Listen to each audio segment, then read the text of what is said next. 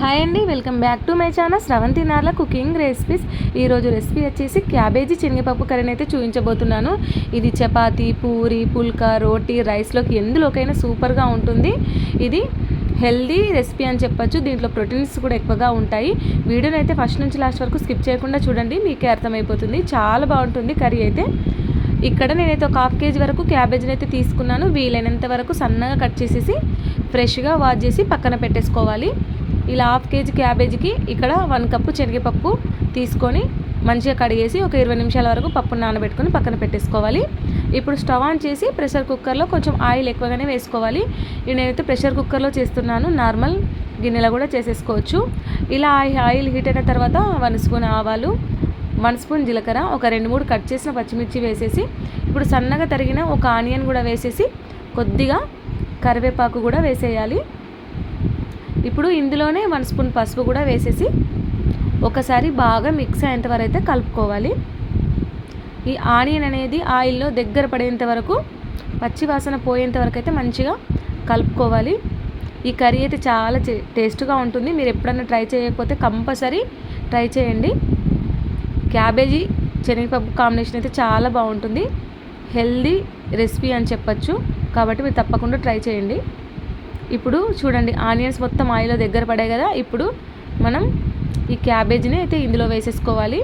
వీలైనంత వరకు సన్నగా కట్ చేసేసుకోవాలి క్యాబేజు, ఎందుకంటే మంచిగా పర్ఫెక్ట్గా కర్రీ అనేది ఉడుకుతుంది కాబట్టి. ఈ క్యాబేజీని అందులో వేసేసాం కదా, ఒకసారి బాగా మిక్స్ అయ్యేంత వరకు అయితే కలుపుకోవాలి.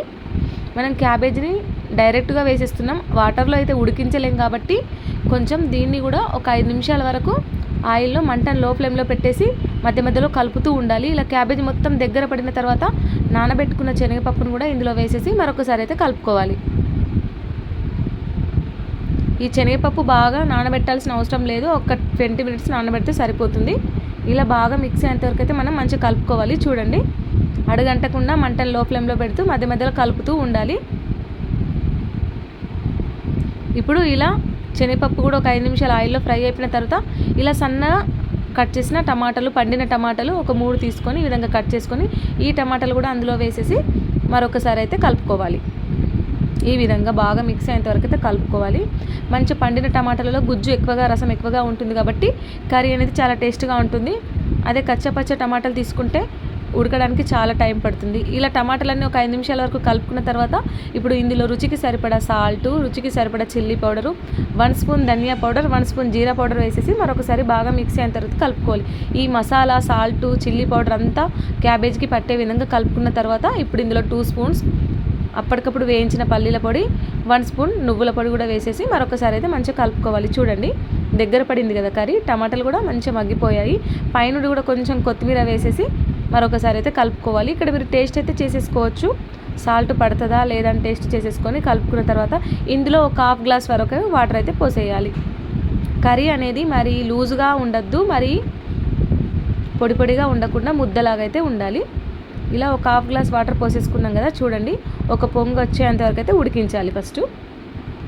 ఇలా ఉడికించిన తర్వాత ఇప్పుడు కుక్కర్ మూత పెట్టేసి హై ఫ్లేమ్లో ఒక 2 విజిల్స్ తీస్తే సరిపోతుంది.